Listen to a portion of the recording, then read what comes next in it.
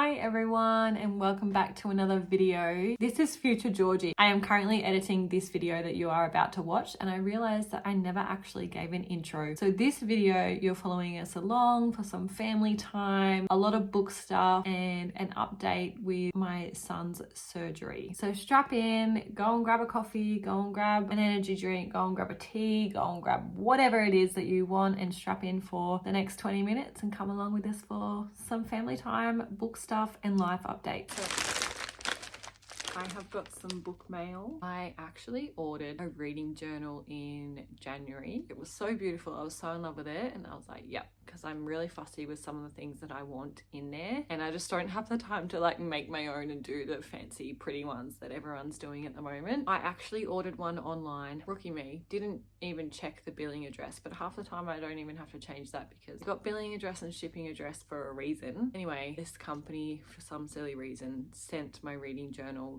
to my billing address. Now that house is our old house that we have actually just sold. Package is nowhere to be found. I've contacted the company. They've given me like a $15 refund and said that they're lodging a thing with DHL, but I'm just like, that's it. It's just gone. I'm not going to get it. And I'm obviously not going to go and reorder because that one wasn't cheap. So I have gone with a cheaper option from Amazon. One that's not as aesthetic inside, but it's got some of the basics of the things that I want in a reading journal. So that's a little preface for what's to come in this package. There is a book as well. So the book that I got is Sunlight by Devney Perry. This is the second book in the Haven River Ranch and they are just such cute, short, little, quick cowboy romance reads and I am just all for it. I actually really did enjoy the first one. I'm really excited to see where the second one goes following the younger brother Jax. But here's my reading journal. Now it is very slim. It's a lot slimmer than what I was anticipating. I absolutely love it because it's kind of like it's got bows and cowboy hats and that's just right up my alley. But here is series trackers. Look, there's 2 pages there. I'm hoping there's another double page. Yes. So there's 4 pages in total for series tracker. Overall, this has all the basics of what I wanted.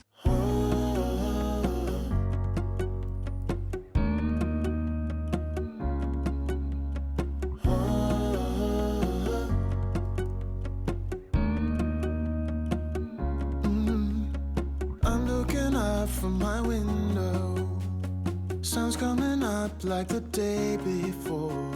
You're like a stone on my pillow. I don't make a sound when I shut the door. You don't have to wake up yet.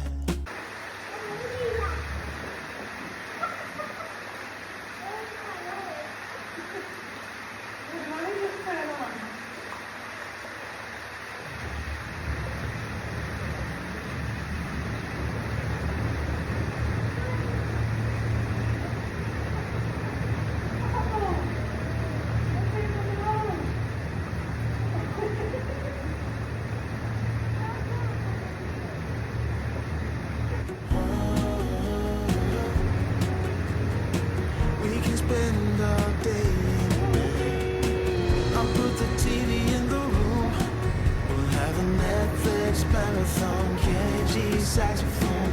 We'll order in a bunch of food. I'll put your favorite music on all the way baritone. Yeah. Shut the lights, go infrared. We can spend all day in bed. I'll get the wine and the corkscrew. You don't have to do one single thing. You don't know how much I want you. Just looking at you makes my whole world spin. Good morning. We are over in Albury and little man booked in to get his tonsils and adenoids out today. So we come over yesterday after daycare pickup. I'm not meant to be eating anything or drinking anything other than water or juice and it's just open milk. It's gonna be a day. Yeah, so we came over last night, got here about 6:30ish. Was meant to be in there at 6:30 a.m. this morning for an 8:45 surgery.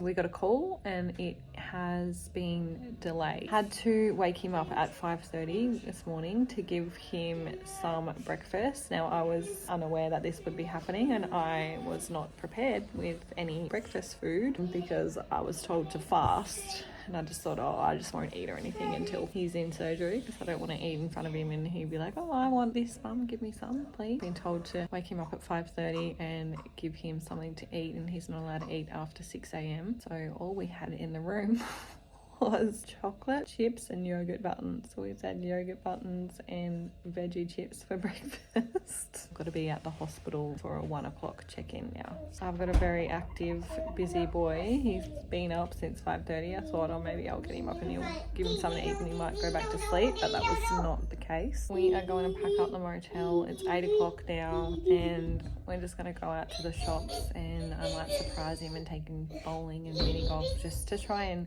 keep him busy. He's even asked if we can go to a park. I need to try and keep him busy and his mind off his belly. He's also very nervous and very anxious about the doctors and hospital and stuff, and he keeps telling me he doesn't want to go. He just wants to go home to Nanny's house. I am also dealing with my own little battles about the hospital because we are staying in the children's ward and this is where Nellie's drowning was. I have just been having reoccurring dreams that we are going to be in the same room, but this is something that I was working on last week in my therapy session. I really just wanted to focus on some techniques, and because it's going to be very traumatic and hard for me as well, but I'm obviously trying to be strong and supportive for him because he's scared of going to the hospital as well. I just feel like I'm already like going to cry when he goes under because I don't deal with that stuff very well. With myself I'm fine, but when it's on especially kids and that getting knocked unconscious, and yeah, just gonna be a bit hard. But anyway, we are gonna jet set off in a second. We'll see how we go. Okay, dude. Where are we gonna go now? We need to go again.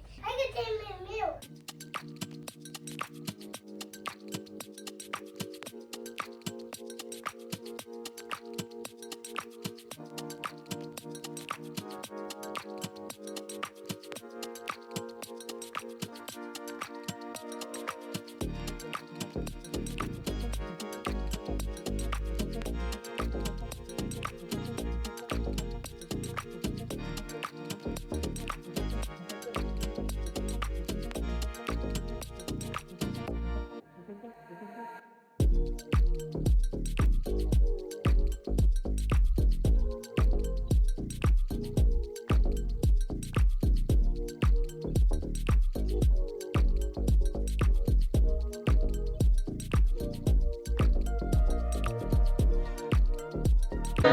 Just wanna have fun at the top of a lung. Don't even, I'm in trouble now. Ain't even trying to get out. So come on, baby, take me down, down, down. Happy birthday to you. Happy birthday to you. Sing, Nelly. Happy birthday, dear Daddy. Happy birthday to you. Micah, what's his part? Habib. Hooray! Habib. Hooray! Habib. Hooray! Right. Big blow. All together. Oh, not too close. Yay!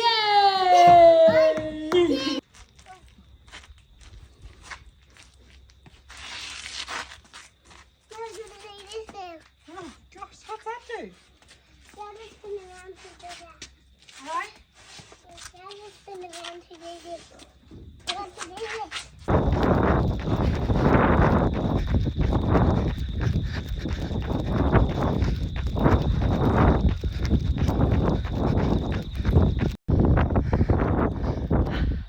It is Wednesday the 9th of April today, and I just wanted to open some packages with you because I've got some very exciting book mail.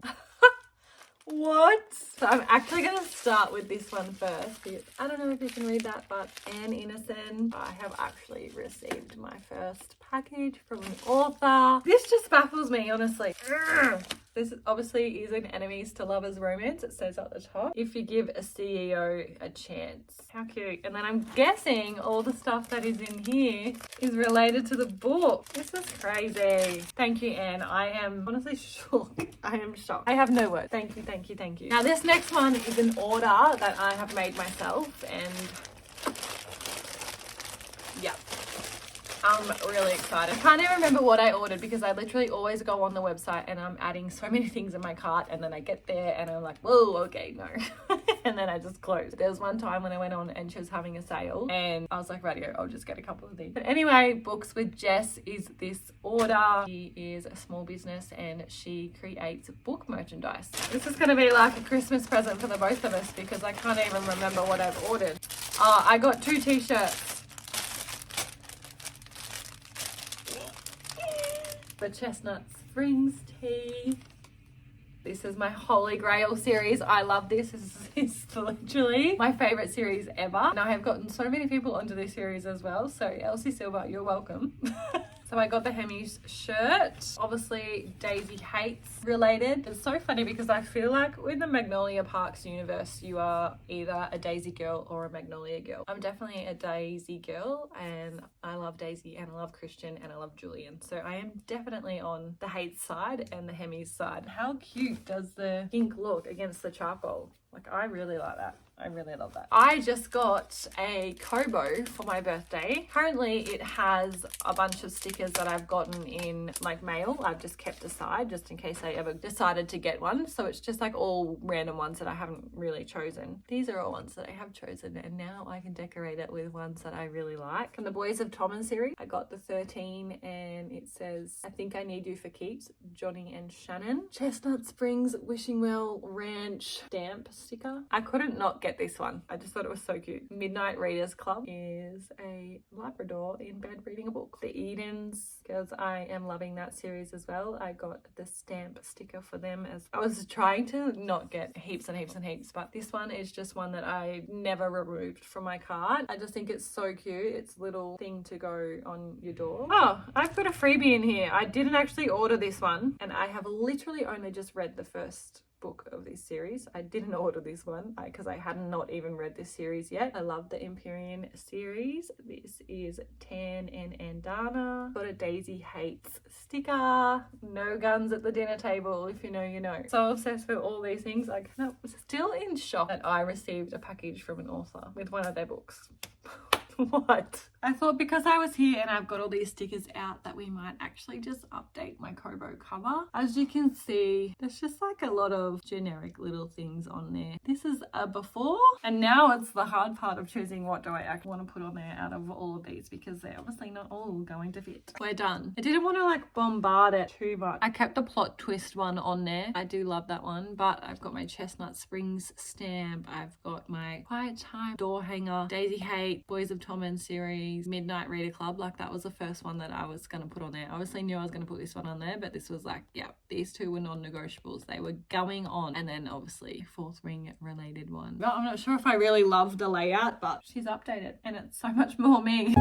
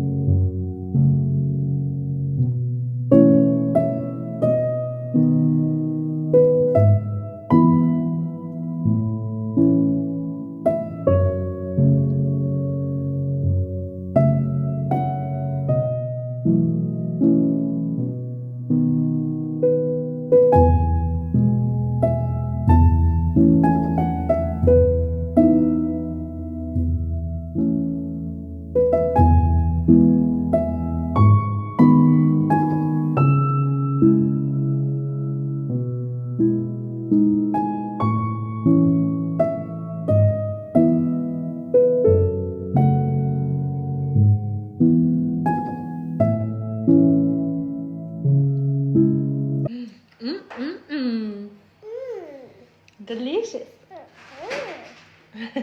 So I just realized I never gave an update in regards to how everything went with my son's surgery. And let me tell you, here's an update. Oh my Lord. I'm just hiding out in his room currently at the moment, which used to be, this was my room when I grew up as a kid. How crazy is that? This is now my eldest child's room, if you can't tell by the monster trucks and tractors and cars in the background. I need to give an update because things took a turn for the worst. Micah was doing really well, and it was the Wednesday afternoon. He kind of was starting to complain about the pain, which was the first time, you know, in that week bracket, which was day 6, that he kind of was saying that he was sore and wasn't eating as much, wasn't drinking as much. And we were having a really, really hard time giving him his medication. I was really thorough with that. I was writing down the times so that he come to someone saying his mouth hurt, that they would be able to look back at that and see when he last had Panadol as to whether or not they could give it to him. We got up on the Thursday morning and he was fine. He come out, he ate his breakfast, and he was just kind of having a drink and sitting in his room. And he come out to me in the hallway and he goes, "Mum, I feel sick." And I was like, "Oh, like, where's it hurting, mate?" And he goes, "In my tummy." I said, "Do you feel like you're gonna spew?" And he's like, yep. And then I just heard this massive like gurgling sensation. So I just picked him up and I ran to the toilet, and he just looked at me and he just looked petrified. Bit of backstory, Micah is terrible. If he has like a little inch of blood on him, he's hysterical, crying. It's the worst thing in the world. He's not the best with pain. Anyway, he just did one little like motion to spew, and then he was just hanging his head. It was just blood, bright red blood, just coming out, pouring out of his mouth. And I was freaking out, trying not to show it to him, but I was internally freaking out because the doctor said, you know, if there's more than a teaspoon of blood, then you need to get to the hospital straight away. And like, I'm telling you, he could have had 2 cups full of blood. That's how much. It was also like a bit fleshy in the toilet. Like, I don't want to, sorry if that's going to freak anyone out. Luckily, my mum was home at the time and she was going into work, that she just got the girls into the car and was able to take them into daycare for me. I just had this really weird feeling, and I actually ended up calling 000 because being in our rural town, they don't technically treat kids, which we found out, under 12. They will kind of transfer you or refer you to another hospital, but they'll kind of initially treat things and do a bit of a report before you're, you know, getting sent somewhere else. So I called ahead just to let them know that I was coming in, and they actually put me on the phone to 000 and got me to stay where I was and called an ambulance to us. So I only got a little bit up the road, but I'm so thankful that they did that because I stopped the car and Micah was just passing in and out of consciousness. Like, he was just like constantly like this, and like, just, they were like, you need to keep him awake, you need to keep him awake. And I was freaking out, but I'm trying so hard. Remain calm and just saying, like, Micah, it's okay, bubby, you need to keep your eyes open. And while we were waiting for the ambulance to come, he did another big massive spew. Thankfully I had spew bags, but he did another big massive spew, and this time he got this massive clot. Like, I'm telling you, like, it was this long hanging out his mouth and about this wide, and it was just kind of like sitting there hanging out his mouth. It would have been a different story if he was choking on it and couldn't breathe, but he was breathing and he wasn't choking. So I just kind of sat that there so that I could show paramedics when they come, and they were really good. We went into town in the ambulance and they assessed him all there, and they're like, you need to get back to Albury, where it was initially done. You know, they're letting Albury know that we're coming, they're letting the ENT team know that we're coming. Honestly, it was all a little bit scary because I was just thinking in my head, like, I do not want to go through surgery again with him, and that process of him waking up, it was just really not a good process initially. I don't know if I've mentioned it at all. I can't remember what I've said, but when he woke up, it was terrible. He was hysterical. He was hitting and kicking me and the nurses, and he was just constantly trying to rip out the cannula and just screamed. He just screamed and screamed and screamed for 45 minutes. And after tonsil surgery, that's really not what you want someone to do once their throat's just been operated on. So that was really traumatic. I had a big cry. We actually got removed from the ward. They medicated him to calm him down, and which was, yeah, that sucked. That whole process of being in the room with them when they're put under the anesthetic, when they're kind of pinned down with a mask over their face and they're losing consciousness, and he's just was hysterical, crying for me and trying to grab me, and I'm just there like, it's okay, like that was, I'm getting a bit emotional talking about that, but that was really hard for me to see. It was really hard, that, and then obviously the way that he woke up, that was even worse. When we had to go back for a second time after being rushed over there in the ambulance, they asked me immediately, how many times has he spewed up blood? I said he did that one massive one first off, and then another when we were waiting for the ambulance. And they said, is that it? Has he done any more? And I'm like, no, like that's it. He's done no more. Got another cannula in. Had to put medication in the drip that was like an anti-bleeding acid meant to stop like internal bleeding and clots forming. So that's what they put him on, and then a course of antibiotics. I was really nervous because they said to me if he had have done another spew, maybe one, but definitely 2 more spews of blood, then it would be straight back into theatre for a surgery. So I was so thankful that that never happened, and it was only those first 2. Literally the next day after we come back from hospital, he was still a bit not himself coming home from hospital and that night, but then when he woke up that next morning, he was just back to his old self. So that's our little update and what we've kind of been up to, but thank you so much for watching. I really appreciate it. I would love if you could subscribe to my channel or give the video a like. It would mean the world to me. I will see you in my next video. I have so much videos for April. They're all filmed. I just need to edit them. And I've got like 3 or 4 on the go that I am filming / editing. So hopefully one is up very soon, which I'm hoping will be this one first. But I'm going to cut it there. Thank you so much for watching, and I will talk to you very soon. Bye.